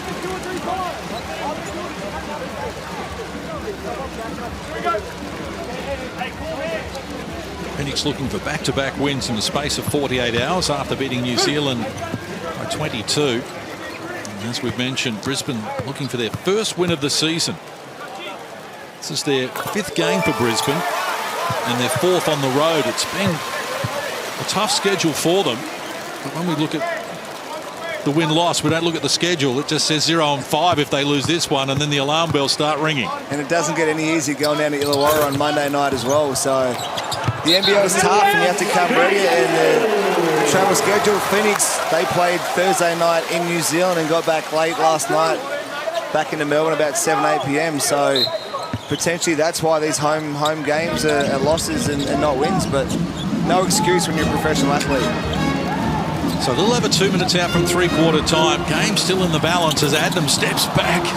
Couldn't get it to go. And the ball out of court, last touch by the Phoenix. Go run, Tyler, go run. Tyler Johnson restarts. 4 points on 2 of 3 shooting for Tyler Johnson, who came in as the leading scorer for Brisbane, averaging 15 a game and 63% from deep. Harrison, she sags off him. To Johnson, who fires the 3, and he's about to start heating up. He puts Brisbane back in front. And that's what he can do, and this is why, you know, people wonder, why doesn't he do that more? He needs to be more aggressive, especially on this team. Look at who Brisbane have on the floor. It should be his time to shine, and Brisbane need to go back to him, and he needs to take over. He's an NBA player, and that's why he's been brought into this team. He's got a terrific skill set, Tyler Johnson. $53 million playing in the NBA. Gibbo, that was close to what you earned in your career in the NBL, wasn't it? 16 years, wouldn't even be 50% of that. Joe Chi to the free throw line. Ties it away. 147. And a reminder that this season, with thanks to Latrobe Financial, we are giving away a guaranteed $50,000. You can enter at nbl.com.au/legends for your chance to win. Get around it. 50K, not to be sneezed at. Certainly not the 53 million we're talking about with Tyler Johnson, but certainly come in handy nonetheless. I produced 50K. Yeah, well, we also. And again, just comes unstuck at the last moment. So turnover number 11 for Brisbane. In fact, make that 12 now, including 4 in this quarter. Phoenix have only turned it over once since half-time. Cleaned up that area. They've cleaned up their shooting and lifted that percentage as well, and that's why they are in front at the moment. Well done, Tarangi. Took on Froling and banks 2 off the glass. It's nice to see him having impact off the bench tonight. We know that he has that ability, being 6th man of the year in previous seasons, and they're going to need him if they're going to go deep into the finals, Tarangi. 5 of his 9 since half-time for Ruben Tarangi. Shot clock rolls to 7. Harrison retreats to Kadee, who needs to get busy. Again, being asked to do a lot here. Statman turns down the 3. Ran into some traffic. Loose ball. Came back to Johnson, who gets it back from Harrison. And he looked off the defence and helps himself to 2 more. Well, that's just a great play. It looked like a little travel there, Screeny, but great play again, and that's just a bad foul there by the rookie. No basket's going to be waved away. The voice of Michael Aylen in the background. Cody Statman picks up the foul. I like his game. 22-year-old who played for Australia in under-19, under-17 level. He's got a big upside, Cody Statman. Haven't seen the best of him just yet, but it's the Phoenix by 1 as we head toward three-quarter time. Remembering they started this quarter down 6. Adnam's pass was slow and high and had to be retrieved by Trey Kell. Tarangi past Harrison, high up the glass, never looked likely. So a chance here for Brisbane. Could slow it down for the last play if they so desire. Sobey is looking at that way. Chance for Brisbane to retake the lead as we turn for home. Kadee got in the air with not a lot on offer. Harrison bails him out from close range. Tyrell Harrison into double figures with 11 on 5 of 6 shooting. And at three-quarter time, we've got a ball game. It's Brisbane 69, the Phoenix 68. It's up for grabs here on Saturday Night Hoops.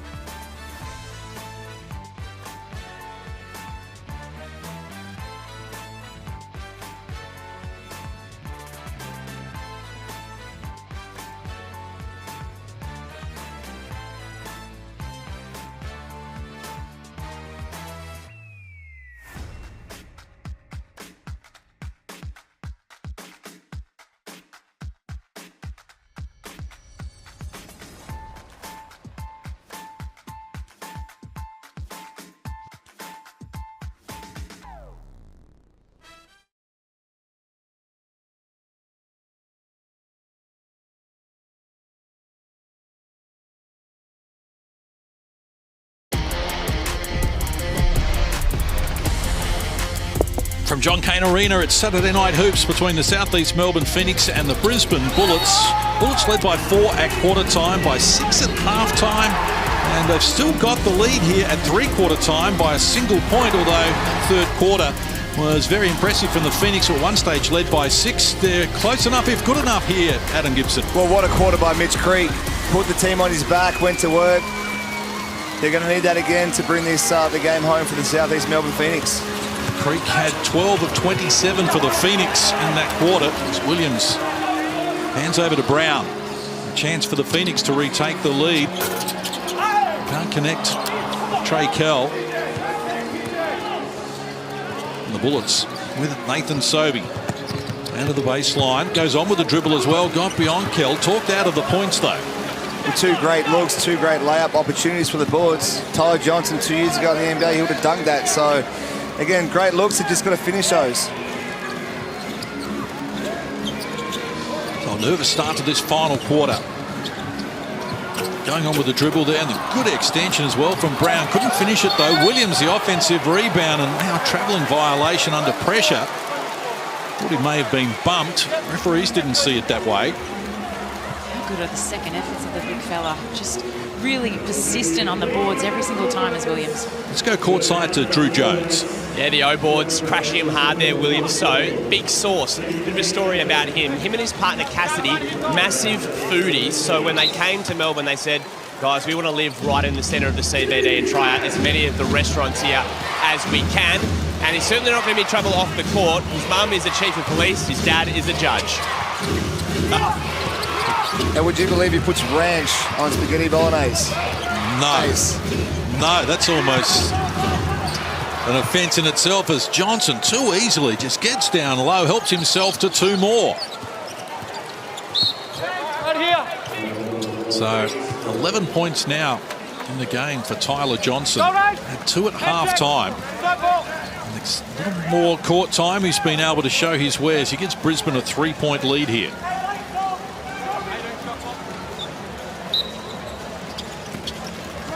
Brockhoff to restart.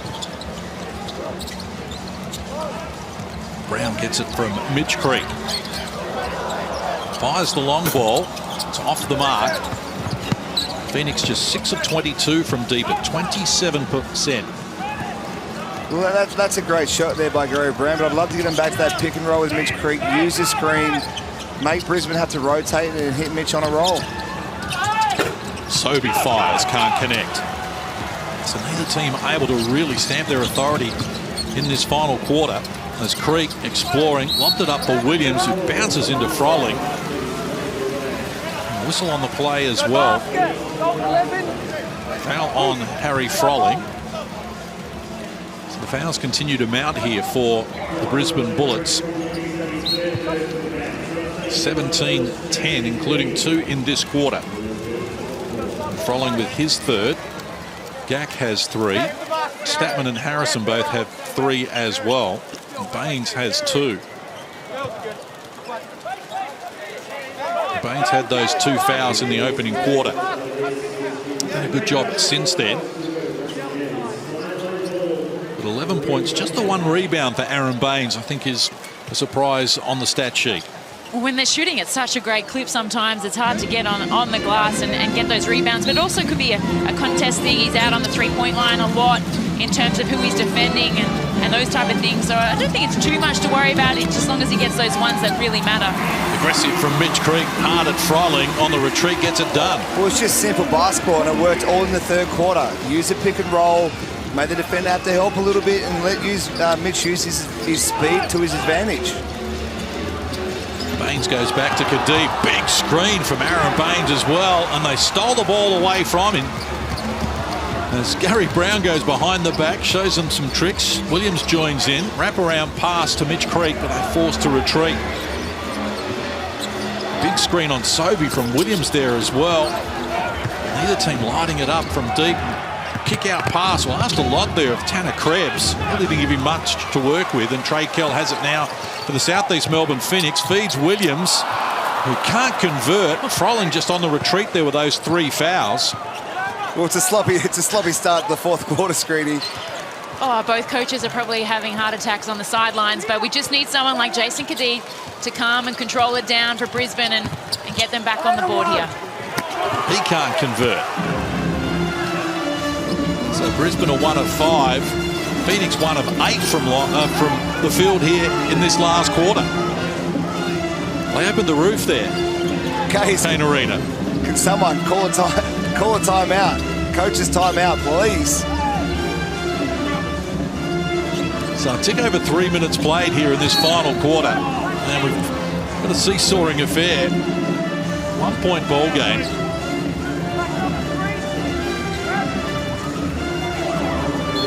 First team foul on Southeast Melbourne Phoenix in this quarter. Only Brisbane with 2 in that category. And timeout has been called. We'll take a break. Brisbane 71, the Phoenix 70. Here with 6:38 to play.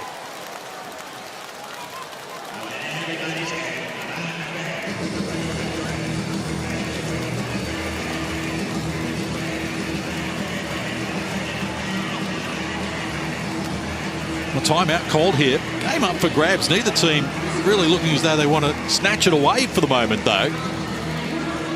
They don't indeed.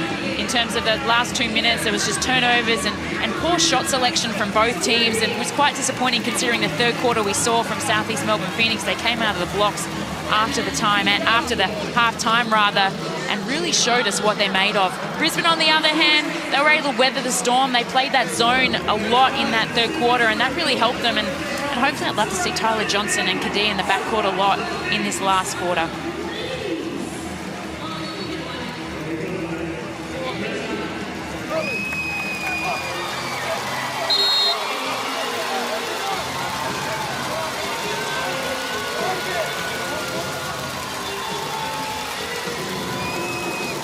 The Southeast Melbourne Phoenix turned the game around in that third quarter. They were 10 of 16 from the field. 27 points to 22 in that third quarter. At one stage taking a 6-point lead, but in this last quarter they are 1 of 8 from the field. And it comes down to shot selection, doesn't it?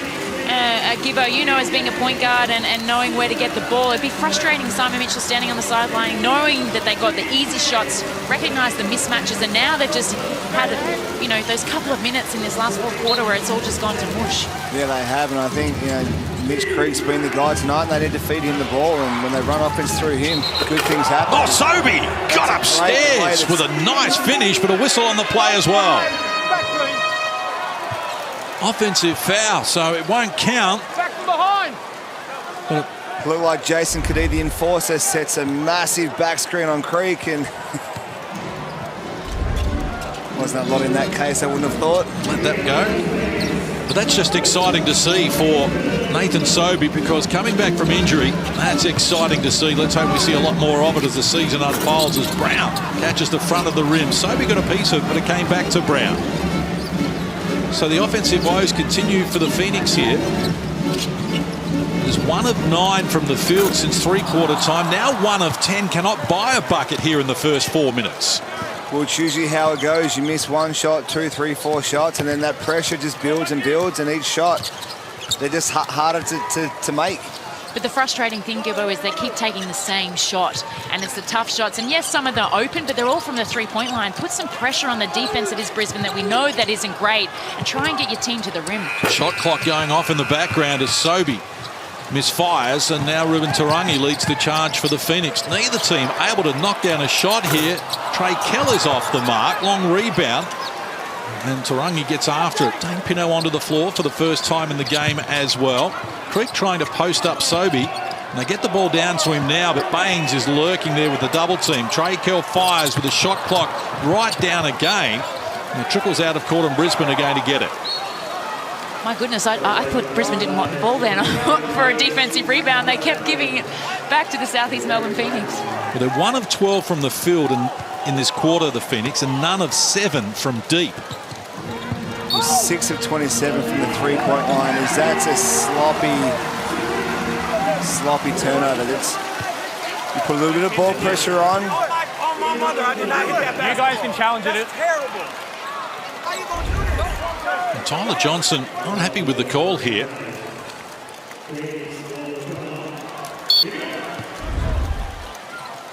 but the Phoenix are going to get possession. And they'll take anything they can get at the moment because offense has been a struggle for them since three-quarter time, but Mitch Creek is there to save them again. Well, put your head down, get into the paint. Great take there by Mitch Creek. Stop settling for three-point shots. They'll open up when you get inside the key and you kick it out afterwards. Johnson is bumped there by Trey Kell, who's going to be called for his third personal. Creek is the only player to score for the Phoenix in this quarter. And he's been doing that really well. I'm glad that Johnson's back in the game. I thought he sat for a little bit too long for my liking at the start of the fourth, but Creaky's been sensational. 29 points. I love the efficiency at which he's played tonight. A lot of the shots haven't been forced. He's been taking the shots that have been open when necessary and putting the team on his back, like you said, Gibbo. But another person that needs to do that right now is Tyler Johnson. With the experience that he has playing in the NBA for 8 years, over 350 games, we need to see what he's made of. And he's shooting the ball at 71%. To only shoot 7 shots at that percentage, it's not enough for someone of his caliber. And he's so good to watch off the pick and roll. He's crafty, he's creative, and I'd love to see him get the ball in his hands a lot more in those scenarios. Brisbane by 1 inside the last 5 minutes. Saturday night hoops here in the Hungry Jack NBL. Mitch Creek, quick release with the right hand, wouldn't work. Kadee leads Froling. Joining in Johnson. Back to Froling with a bounce pass, who works past Mitch Creek, and from close range, whistle on the play. Mitch Creek called for the foul. Going to be his first personal. And that's better intensity from Brisbane there on that offensive set. They pushed the ball up the floor. They played with a bit of urgency and pace in their cutting and their dribble action and their hands off and dribble hands off rather, and were able to get a good look and get a foul drawn on Mitch Creek. Dane Pinot back to the bench after a short cameo of just 2 minutes on the floor. Froling inside. Kadee got Adnam in the air. And free throws to come now for Jason Kadee as we get a look at this on the Amy replay. Well, this is a set play by the Bullets. They inbound the ball to their big, and they act like Jason Kadee's going to come up off a screen off Tyrell Harrison and just fakes it and cuts back to the hoop. Kadee 4 of 4 from the free throw line. Brisbane 7 of 9 overall from the stripe. Phoenix 12 of 15, both around the 80% mark.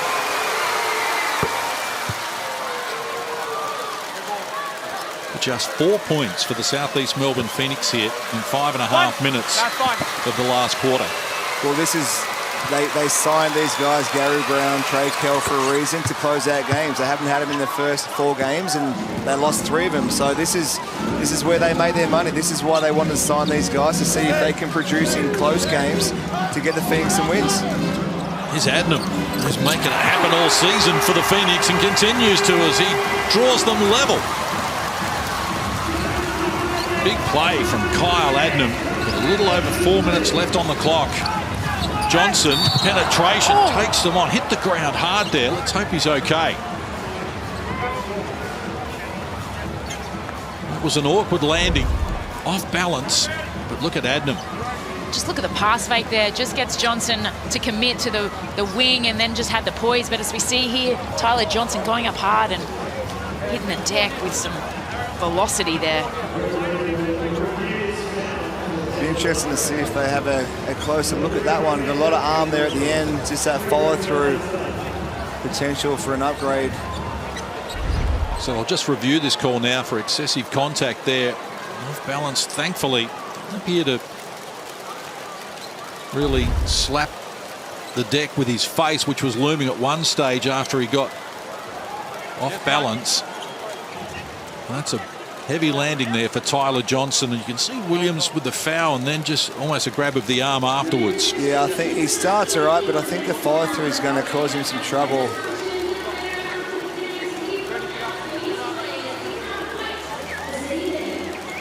Pardon the mouth stuff there for the moment for Tyler Johnson. After review, the play will be upgraded to an unsportsmanlike foul.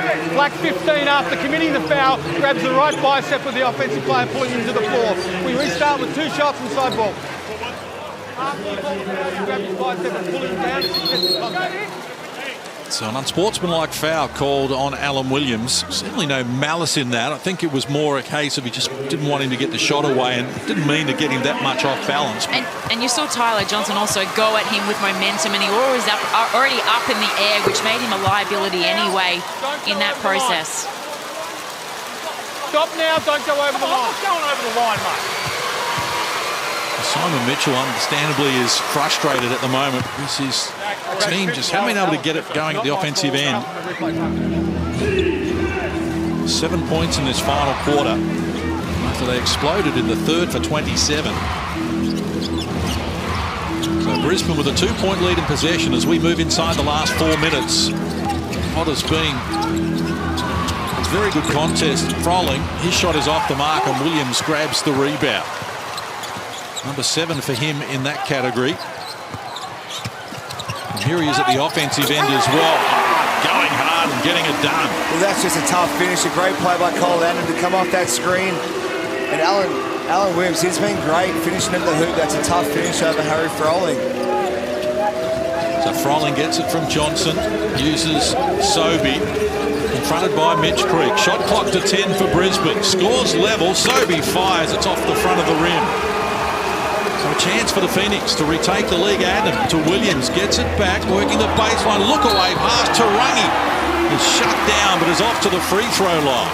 Well, just good poise there by Colin Adam. He may have shot that back in the day, but took his time. Great left-handed pass. A little bit off, but him and Ruben Tarangi have had a great connection tonight. That's the third time he's found him under the hoop for a layup. Tarangi to the free throw line. 1 of 2 so far in the game. It has been good coming into this. It was 6 of 6 from the free throw line on the season coming into tonight. And important free throws with a tick over 3 minutes left on the clock. Adam sits down. 10 points for him along with 7 assists. Well, that's just a great cameo there by Cole Adnan. 10 and 7 coming off the bench. What a luxury for Simon Mitchell to have someone like him back up Gary Brown. And 17 on Thursday night off the bench as well. A good season, Kyle Adnam. So the Phoenix retake the lead here. A little over 3 minutes out from the decision. Brisbane, who led by as many as 11 in the second quarter. Got some work to do. Johnson rid of his opponent Brockhoff. It went unwhistled and Tarangi the rebound.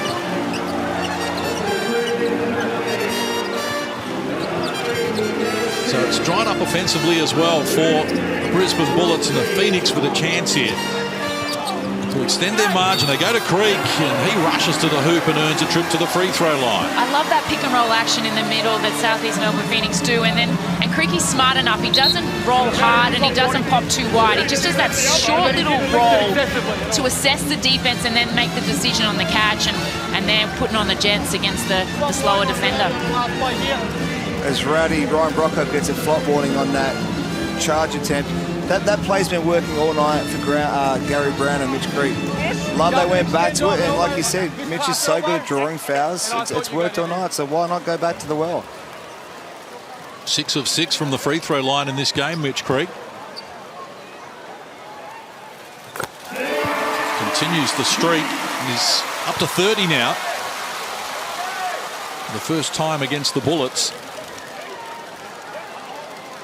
Season high individual score, 33. Xavier Ratam-Mays, round 1 from Melbourne against New Zealand in that overtime game. So Creek gives the Phoenix a 3-point buffer. He's got 31, including 6 in this last quarter, the 12 that his team have come up with. So Brisbane with some pressure, Brockhoff, and that's going to be an unsportsmanlike foul now on Harrison.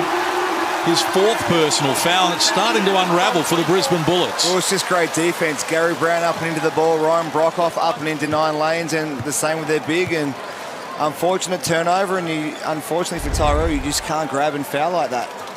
This is great ball denial by Gary Brown, not letting Jason Kadee, their main player, get the ball, and just a mental lapse there, unfortunately. Brockhoff to the free throw line for the first time in the game. Hadn't missed this season before then. Gets the Phoenix a 4-point buffer, a little over 2 minutes left on the clock with possession. Big defensive set here by the Brisbane Bullets. Going to need to get a stop. And the Bullets, well, they have lost all 4 last quarters this season. And they look as though they're heading to a 5th here at the moment. As Brokoff sprays it up, knocks down the 3. Well, that's a big shot for someone that hasn't been able to find the bottom of the net to run that set design play for Ryan Brokoff to come off and shoot a big time 3 is huge for the Phoenix. And how good is that? Again, we see Brown with the ball in his hand, just finding his teammates at the right time, in the right place. And Brokoff, we know he's been able to do that in the NBA, and it's so good on his 7th shot for the night. It's from deep. Let's go one side ghost. One side ghost. All right? Sorry, just go one ghost. Just go one ghost. One ghost. One ghost for you. Getting downhill. All right? You're going to set the ghost screen. All right? One ghost. One ghost. Listen. Anytime Creaky's in the on ball, we got to switch it. Just switch it. And then we handle it in the post with the cross match. All right? One ghost. What's that? Are we leaving at 101 or No, force some baseline and then our post cross rules. Just this one here. Just a Creaky. Yes. Oh, James Duncan with his hands full once more here. His team led for 75% of this game, but they find themselves down 7 here with a tick over 2 minutes to play. 16 points to 8 since 3/4 time. Well, they're going to a switching Mitch Creek on-ball rule now. It might be a little bit too late, but one ghost is their set play, so we'll see if they can execute it here and get a good shot. Well, Jason Kadee brings them up the floor. Just 2 points for him in this final quarter so far. Harrison, guarded by Williams, goes to Sobey. Back to Kadee. Shot clock works to 6 from close range. Finishing touches from Sobey. And that's a great set play. Everyone thinks Nathan Sobey's going to come off that pin down to shoot a 3. He takes 1 step, and he's such an athlete that he gets that great backdoor cut. So margin cut to 5. Inside 2 minutes to play. Well done, Sobey as well. Just deflected the ball onto Gary Brown and out of court. Great execution coming out of a much-needed timeout for James Duncan, and then a great passage and a stop there on the defensive end, giving the ball back to Brisbane and another opportunity to close this gap. Let's see if they go back to the well here. Harrison gets it from Kadee. Now Sobey with it. Guarded by Kell. Neither team can afford to foul here. Both over the limit in this final quarter. Baines to Sobey, who elects to fire the 3 or the bottom of the net. Well, that's just a big-time shot from a big-time player, Nathan Sobey. He's a big-time player, and that's 2 big buckets to bring him back to within 2 points. Over to the Phoenix. Back-to-back buckets from Brisbane. Close the gap. Now Brown. Well, he shakes Harrison and short-armed it. Said it was deflected. And Harrison has been called for the foul. Well, I'd almost challenge that if I was Brisbane. Gary Brown didn't even think that he got fouled.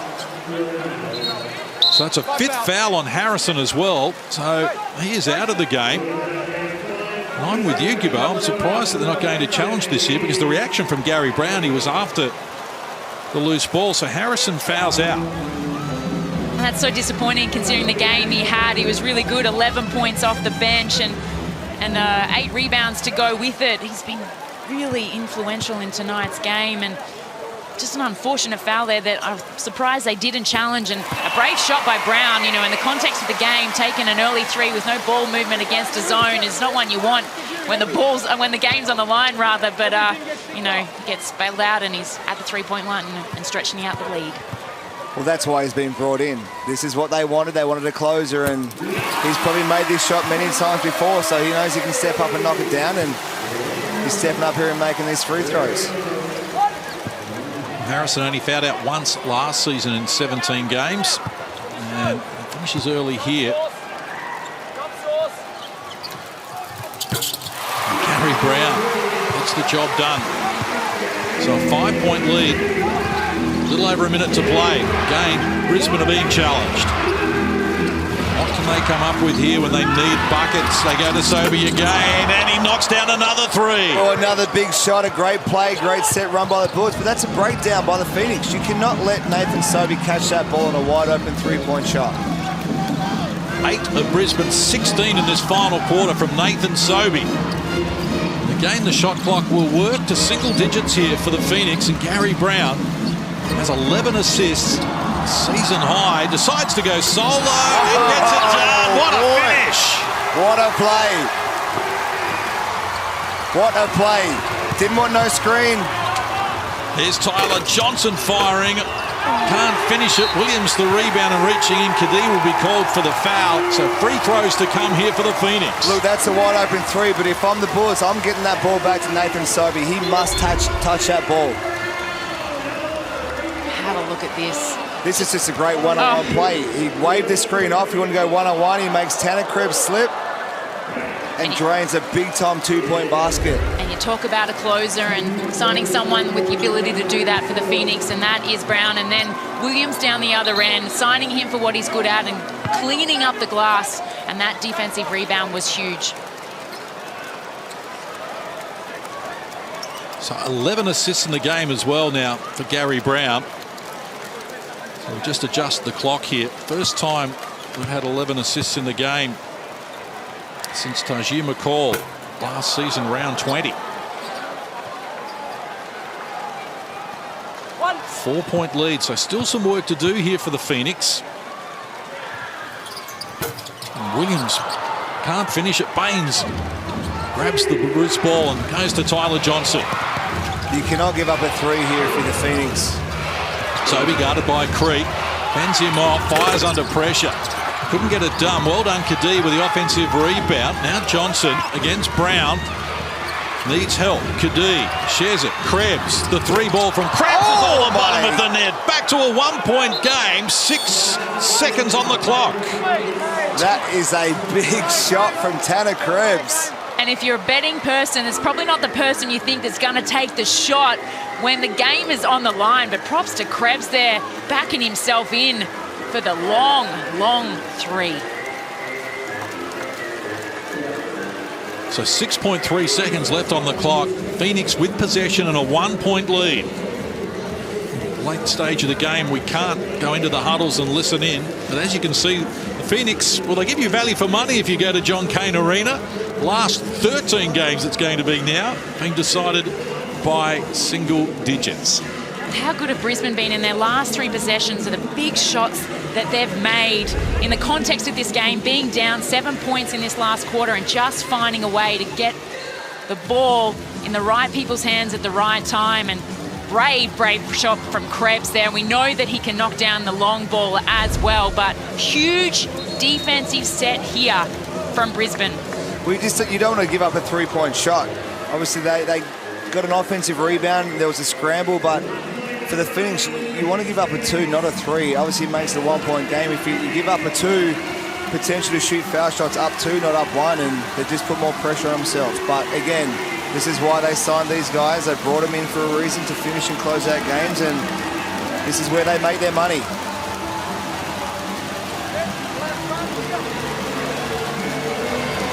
Phoenix fans on their feet here.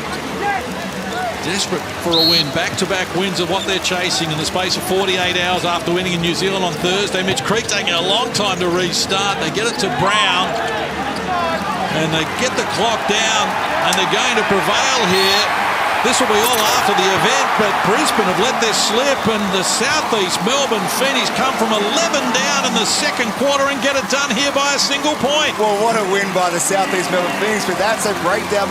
You must foul in that situation, Screen, and extend the game, send the Phoenix to the line, and give yourself a chance to win it. I don't know. I thought there were a couple of fouls there and probably a step out of bounds, but the referees didn't see it that way, and Phoenix were able to close out a game that we know at times last year they weren't able to do, but just unfortunate for Brisbane. And to think, if DJ Mitchell had have been in the contest tonight, would it have been a different story?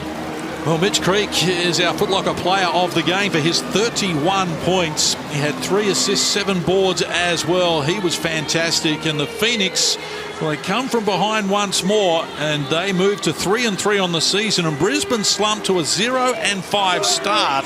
Their worst start, you have to go back for almost 20 years since they've started so poorly. But Mitch Creek gets it done for the Phoenix. They win 89-88, and we'll be back with more here on the Hungry Jacks NBL right after this. Together, nice and loud. Together, 1, 2, 3. Together.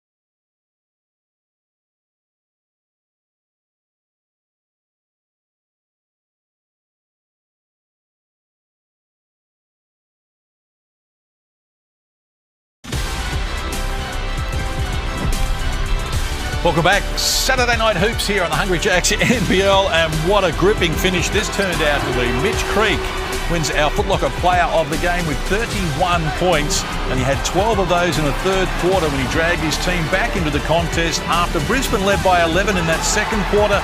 They've come up 1 point short. That's a big win for the Phoenix, Jen. Absolutely. In the context of their season, they've now got everyone back on deck. They've got players playing in their roles. I thought Brown was exceptional, created a lot for Creek as well, but that was probably his best game for the season thus far and has been really good for him tonight. So Mitch Creek gets it done, and he's standing by now with Drew Jones. Thanks, Case. 31 points, season high for you, Mitch. Good to get the win, I'm sure. Oh, mate, to get 2 in a row after dropping 3, and we thought we should have been in and won some of those games. Illawarra shut the lights out, but we haven't bloody fallen out of a boat and hit water this whole season, and it was nice to see in New Zealand some go through.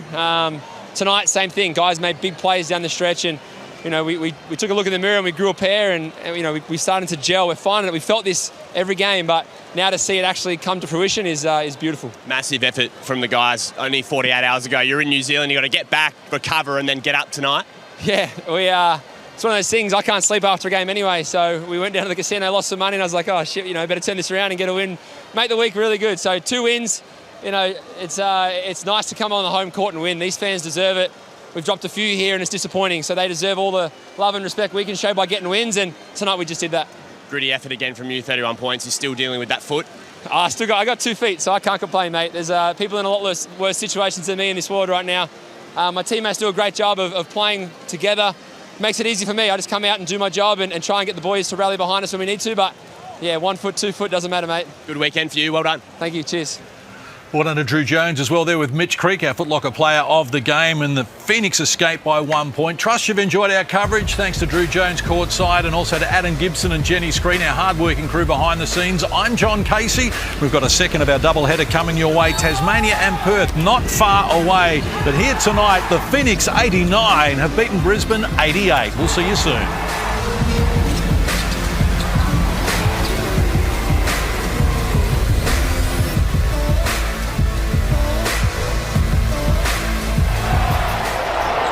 This program is brought to you by Hungry Jack's and Bunnings Warehouse.